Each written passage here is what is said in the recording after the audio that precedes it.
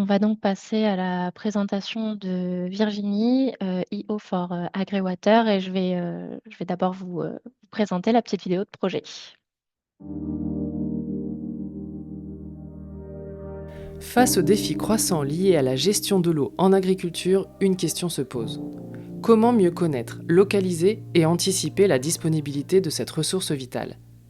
Aujourd'hui, les données sur l'eau sont souvent éparses, locales et difficilement accessibles, alors même que les besoins augmentent et que le climat change. C'est pour répondre à ce manque d'informations qu'a été lancé le projet IO for Agriwater, qui s'appuie sur les expériences de plusieurs initiatives précédentes. IO for Drought Monitoring, MEOClimate et Space for Irrig. IO for Agriwater réunit et enrichit leurs résultats dans une plateforme commune développée par MEOS avec le soutien d'Insight. Cette plateforme est testée sur 2 territoires volontairement contrastés, la France métropolitaine et la Nouvelle-Calédonie. Un choix stratégique qui permet d'évaluer la transférabilité des méthodes dans des contextes climatiques, agricoles et hydrologiques très différents. L'objectif est clair, mieux comprendre la répartition de l'eau, cartographier les parcelles irriguées, suivre l'évolution des plans d'eau et identifier les zones touchées par la sécheresse. Pour cela, le projet mobilise des données satellites de haute et moyenne résolution issues des constellations Sentinel-1 et Sentinel-2, ainsi que des archives historiques de MODIS et Landsat couvrant plus de 20 ans d'observation. Ce travail repose sur 3 axes complémentaires. L'identification des parcelles irriguées, des campagnes terrain ont été menées afin d'échantillonner les types de cultures et l'irrigation pour entraîner et valider le modèle. Cette connaissance terrain est ensuite injectée dans les algorithmes à l'aide de techniques avancées de machine learning pour automatiser la détection à grande échelle. Le suivi des plans d'eau, il repose sur une classification automatisée à chaque prise de vue satellite permettant de suivre la variation des surfaces dans le temps. L'évaluation de la sécheresse, elle est réalisée à l'aide d'indices reconnus, standardisés à partir de longues séries temporelles, permettant de distinguer les tendances structurelles des variations saisonnières. Tous ces indicateurs sont intégrés dans une seule plateforme web cartographique pensée pour les utilisateurs finaux, chambres d'agriculture, gestionnaires de territoire et coopératives agricoles. La plateforme offre une visualisation claire et interactive avec des tableaux de bord et des indicateurs synthétiques. Par exemple, des mailles hexagonales permettent de croiser plusieurs données, irrigation, disponibilité en eau, anomalie de sécheresse, pour aider à la prise de décision. Ce projet associe, autour de MEOS et Insight, des partenaires clés comme le CNES, l'ADEME, le CESBio, les chambres d'agriculture du Gers, de l'Alsace, de la Nouvelle-Calédonie, ainsi que l'Agence rurale de Nouvelle-Calédonie. Ensemble, ils mettent en place une solution opérationnelle pour mieux anticiper, gérer et adapter l'agriculture face au changement climatique. Mais IO for Agriwater ne s'arrête pas là. En 2025, une nouvelle étape s'ouvre avec le projet VulanMex, Vulnerability Analysis in Mexican Agricultural Areas, qui vise à adapter cette technologie au Mexique.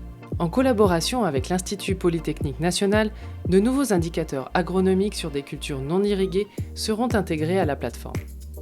L'ambition à long terme? Faire d'IO for Agriwater une brique technologique réutilisable, intégrée dans un service complet appelé MEO Water Management, adaptable à de nouveaux contextes, de nouveaux usages et de nouveaux territoires. Une base solide construite sur la donnée et la science pour une agriculture plus résiliente et une gestion durable des ressources en eau.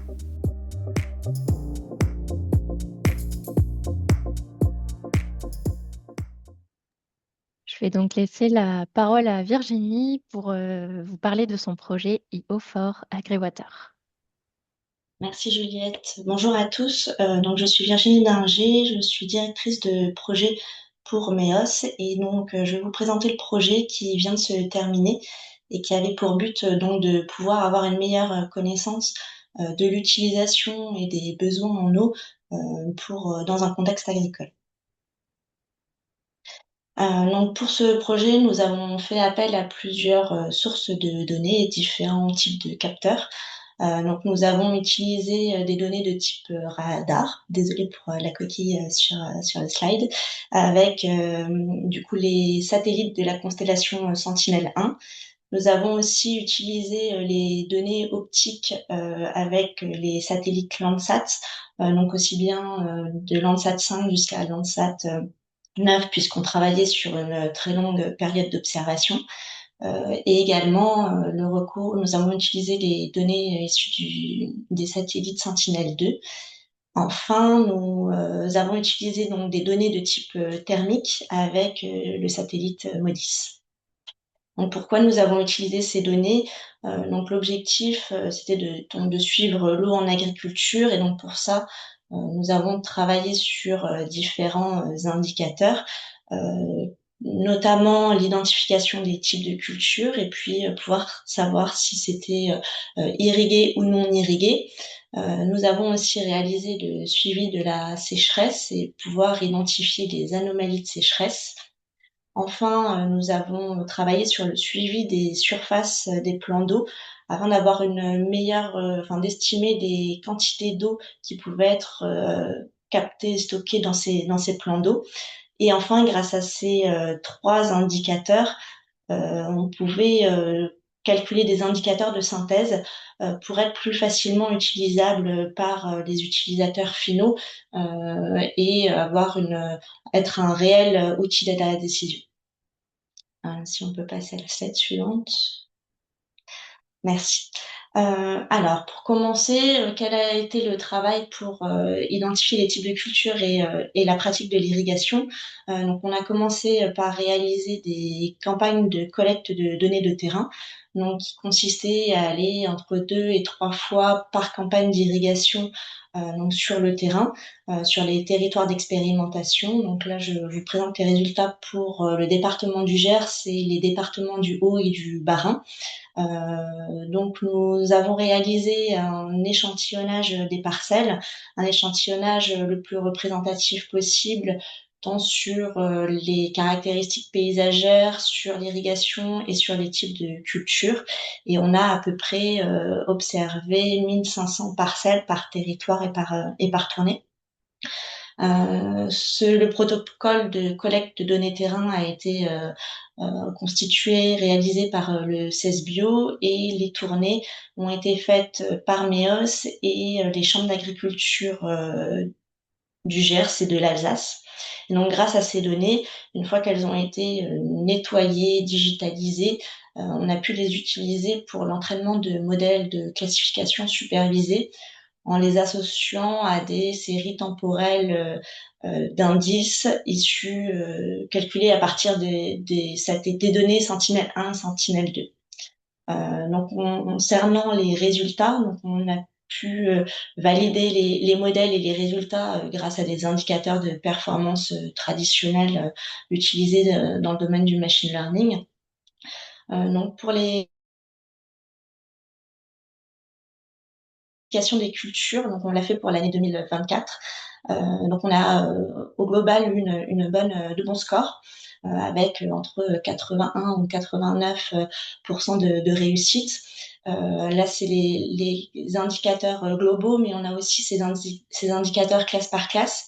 La conclusion, c'est que ça fonctionne très bien pour les cultures majoritaires, comme le maïs, le tournesol, les céréales à paille ou le soja, avec parfois aussi des performances qui allaient au-delà de 90%. Les champs de betteraves ont été aussi très bien détectés. Donc ça, c'est la particularité de l'Alsace. L'échantillon était pourtant pas très gros, mais il y a une très bonne performance. Et ça a bien fonctionné aussi pour le colza et la vigne. Ce qui a moins bien fonctionné, c'est tout ce qui est culture minoritaire, parce que l'échantillon était vraiment petit et donc le modèle n'avait pas suffisamment d'exemples pour être capable de bien généraliser. Et aussi lorsque les parcelles sont très hétérogènes en termes d'occupation du sol, donc ça peut être le cas notamment des prairies permanentes, des jachères, mais aussi tout ce qui est culture fourragère, où parfois les agriculteurs mettent entre 2, 3 espèces végétales différentes.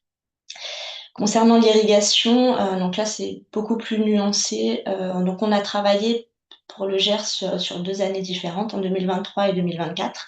En Alsace, c'était en 2024 uniquement. Et la particularité est que l'été 2024 a été quand même très pluvieux, donc ça n'a pas ajouté. Enfin voilà, c'était une difficulté supplémentaire pour le modèle pour arriver à différencier les cultures pluviales des cultures irriguées. Donc, si on regarde le GERS 2023, ça a très bien fonctionné avec du coup des indicateurs de performance qui sont quand même très bien équilibrés entre la classe irriguée et la classe non irriguée. Donc, ce qui montre que le modèle est robuste et n'a pas surappris, il est capable de généraliser. Pour l'année 2024, c'est un petit peu plus nuancé. Ça a beaucoup moins bien fonctionné avec du coup des classes qui sont moins équilibrées, particulièrement pour l'Alsace, où on voit en plus que le rappel est très bas puisqu'il est à 38%, ce qui signifie que le modèle n'a pas été capable de généraliser et en fait il a pas réussi à avoir, il a confondu entre des parcelles irriguées et non irriguées, sûrement en raison des très fortes pluies qui ont fait finalement le développement des cultures non irriguées s'est rapproché des cultures irriguées et en plus peut-être que les agriculteurs ont beaucoup moins irrigué. Donc même si nous on les a identifiés comme parcelles irriguées lors de nos tournées terrain, en fait peut-être que l'irrigation a été très ponctuelle. Si on peut passer au slide suivant. Merci. L'autre axe de travail donc a été le suivi de la sécheresse et identifier les anomalies. Donc pour cela, donc c'est la société Insight qui a travaillé sur le développement de la méthode et la production, en tout cas de 2000 à 2023. Du coup, la méthode est basée sur deux approches. Une approche à moyenne échelle, donc à une résolution de 500 mètres et qui est basée sur les données MODIS, et une approche à moyenne enfin plus fine échelle avec une résolution de 10 mètres et qui là est basée sur les données Landsat et les données Sentinel-2. Donc pour les deux approches, on calcule des indicateurs de sécheresse, donc les indicateurs de santé et d'anomalies de sécheresse, et on les calcule de 2000 à 2024. Et ce qui permet ensuite de pouvoir standardiser les indices et de savoir si finalement il y a une réelle sécheresse ou c'est l'aspect saisonnal. Donc globalement, la validation a été faite à partir des grosses sécheresses qui avaient été documentées notamment dans la presse. Donc on voit qu'il y a une très bonne détection des périodes sèches. Donc si on voit les séries temporelles qui sont tracées, en fait plus l'indice est proche de zéro, plus la sécheresse a été importante. Donc la sécheresse la plus intense et la plus récente, c'est bien entendu celle de 2022. Et donc on voit bien qu'elle a été particulièrement longue par rapport à des sécheresses historiques. Ensuite, donc le travail pour l'approche fine échelle. Donc là, on agrège les résultats à 10 mètres avec les limites de la parcelle. Donc là, on a des résultats un petit peu plus nuancés puisque la chaîne a été initialement développée par Insight pour suivre les anomalies de sécheresse sur tout ce qui est prairie, où les cycles de développement des prairies, de l'herbe sont quand même suivent un cycle mais qui est moins marqué, alors qu'en métropole, finalement, on a des cultures avec des phases de sénescence qui sont très importants. Et finalement, là, l'indice de sécheresse et d'anomalie de sécheresse est très corrélé à la phase de développement. Et du coup, on a une surdétection des anomalies. Donc là, cette conclusion est arrivée en fin de projet et donc on doit continuer à travailler là-dessus dans le cadre d'autres projets. Mais du coup, c'est une limite à la transférabilité des méthodes. Si on peut passer à la slide suivante. Donc on a travaillé aussi sur le suivi des plans d'eau. Là, de la même manière, donc on a associé les données Sentinel-1 et Sentinel-2 que nous avons utilisées pour une classification supervisée. Semi-automatique puisque en fait contrairement au type de culture à l'irrigation, on n'a pas besoin de campagne de collecte de terrain. Du coup, on a une approche qui permet d'identifier automatiquement les pixels qui concernent des surfaces en eau et ensuite on fait l'apprentissage du modèle là-dessus qui permet de s'affranchir de campagne. Donc à chaque fois qu'on a une prise de vue, on a une classification pour avoir la surface du plan d'eau et de pouvoir faire le suivi sur plusieurs années. Donc l'avantage de combiner les données dans Sentinel-1 et Sentinel-2, c'est qu'elles sont très complémentaires. Sentinel-2 qui est sensible au nuage, Sentinel-1 qui ne l'est pas, mais qui est une donnée très bruitée et sensible à d'autres paramètres tels que le vent, la turbidité, etc. Pour la validation, donc, tous les plans d'eau ne sont pas équipés de capteurs in situ, donc elle n'a pas pu être faite sur tous les plans d'eau. Mais on constate qu'on a parfois soit une surdétection, une sous-détection, mais qu'on arrive bien à suivre les dynamiques de remplissage des plans d'eau. Slide suivant. Enfin, donc on a travaillé sur un indicateur de synthèse puisque en parlant avec les utilisateurs finaux, on constate que c'est compliqué en fait pour eux d'intégrer des indicateurs qui n'ont pas les mêmes unités d'analyse et finalement qu'est-ce qu'ils font de ces trois indicateurs. Donc ça a été le premier pas vers la construction d'un super indicateur et qu'on va poursuivre aussi par la suite. Donc on travaille à l'échelle d'une maille hexagonale et on fait des cartes de densité, densité de parcelles irriguées, densité d'eau qui est disponible dans les plans d'eau, densité de parcelles touchées par la sécheresse et à partir de ça, on construit un indicateur de vulnérabilité des territoires. Slide suivante. Donc, comme je le disais, on est à la fin du projet. Il vient juste de se terminer. Donc là, on est au niveau de déploiement. Donc, les utilisateurs finaux, qui sont les chambres d'agriculture partenaires au projet, ont pu bénéficier d'un accès sécurisé à la plateforme, avec aussi l'envoi de toutes les données qui ont été produites. Et donc aujourd'hui, on travaille aussi sur de nouveaux projets permettant d'aller plus loin et de pouvoir construire vraiment une plateforme globale. Donc là, on a intégré l'eau dans les plans d'eau. Maintenant, on va intégrer aussi des informations sur les plans d'eau, sur les ressources en eau souterraines et d'aller plus loin aussi sur le calcul des super indicateurs. Slide suivante.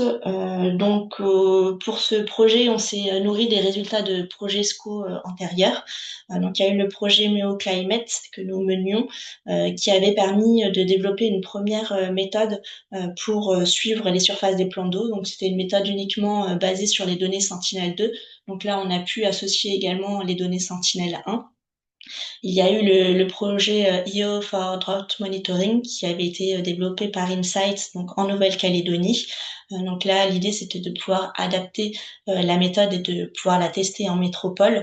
Donc même si elle a été adaptée, il y a encore des choses qui sont à revoir pour être vraiment opérationnelle et utilisable, surtout pour l'approche fine à 10 mètres de résolution. On a vu que l'approche à moyenne résolution à 500 mètres était pour le coup été performante. On est dans la continuité aussi du projet Space for Eric qui avait pour objectif de développer des méthodes pour l'identification des types de cultures et l'irrigation. Et enfin, donc on va continuer tout ce travail sur encore un nouveau territoire, un nouveau continent, puisque avec le projet VulanMex et avec l'Institut Polytechnique du Mexique, nous allons travailler à peu près sur les mêmes indicateurs, mais aussi associer des indicateurs agronomiques pour des parcelles qui ne sont pas irriguées, pour avoir vraiment un observatoire des parcelles agricoles et de l'impact des sécheresses. Et je crois que c'est terminé. N'hésitez pas si vous avez des questions. Alors, je vois une première question. Donc, quelles sont les actions pour trouver de nouveaux territoires de déploiement? Là, c'est vrai que c'est au fur et à mesure des sollicitations, des contacts que nous avons aussi avec les territoires. Après, faut pas hésiter à nous contacter pour pouvoir travailler sur un nouveau territoire. Alors ces services sont accessibles pour les utilisateurs finaux, donc les chambres d'agriculture qui étaient partenaires. Après, on va voir aussi pour l'intégrer plus globalement dans une plateforme qui serait disponible. Mais il faudrait aussi qu'on ait les accords des chambres d'agriculture puisque voilà, et ça a été fait pour eux, donc il faudrait voir avec eux s'ils sont d'accord pour les partager. Quelles sont les méthodes et les capteurs envisagés pour le suivi des eaux souterraines? Alors là, finalement, ça sera pas un travail, enfin, ce sera pas des données que nous produirons, mais ce sera plutôt récupérer les données qui sont disponibles et produites par le BRGM, par exemple, et de l'intégrer dans la plateforme pour avoir vraiment une connaissance globale sur la ressource en eau. Et nous travaillerons plutôt sur des super indicateurs permettant de mêler les informations sur l'eau superficielle, l'eau souterraine, et d'avoir ce travail de disponibilité des eaux à l'échelle d'une maille, mais avoir voilà, la connaissance des eaux totales. Nous travaillons aussi, enfin là on attend la réponse pour travailler sur un projet avec l'entreprise Vortex pour suivre les hauteurs et débits d'eau. Donc on aurait aussi pas uniquement les eaux souterraines issues des plans d'eau, mais aussi dans le réseau hydrographique. Il serait utile de préciser que le projet Frein Hydrologie propose également un service similaire avec la participation de MEOS. Donc tout à fait. Le projet sur l'hydrologie spatiale, donc MEOS a été lauréat de deux lots. Le lot 1 sur le suivi des plans d'eau et le lot 3 parcelles irriguées et couverts végétal. Donc dans le cadre du lot 3, donc on travaille sur une approche plus globale et un modèle en fait qui est basé sur du deep learning et un apprentissage d'un modèle global entraîné à l'échelle nationale sur plusieurs années pour pouvoir s'affranchir des campagnes de tournée de terrain qui sont très chronophages et c'est difficile de reproduire ça à l'échelle nationale pour avoir une carte des parcelles irriguées. Dans le cadre du projet de l'hydrologie spatiale, on est en train de lever d'autres verrous technologiques pour aller plus loin et avoir des méthodes qui sont plus généralisables. Concernant le lot 1 aussi, sur le suivi quantitatif des plans d'eau. Donc là, je vous ai montré uniquement l'évolution des surfaces. Dans le cadre des lots 1, on va aussi sur l'aspect quantitatif avec des modèles d'estimation de volume. La mise en place aussi d'un dashboard pour être vraiment un outil fonctionnel pour les comités de sécheresse qui doivent prendre des décisions durant les étés pour savoir s'il faut mettre en place des restrictions d'eau. L'hydrologie spatiale permet d'aller beaucoup plus loin et ce projet était une première brique. Quel est votre retour? Je ne sais pas si on a le temps de prendre d'autres questions, s'il faut que j'arrête. On peut en prendre encore une ou deux et puis après on terminera sur le chat si Ok. ça continue. Donc, quel est votre retour sur la sensibilité de vos résultats?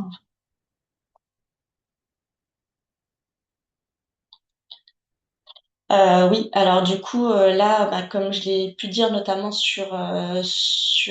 alors pour les types de cultures, ça fonctionne bien, même si là on l'a fait sur un an, dans le cadre d'autres projets, on l'a fait sur d'autres. Donc les types de cultures, ça fonctionne bien à partir du moment où l'échantillon est suffisamment conséquent et que la culture est hétérogène et homogène aussi.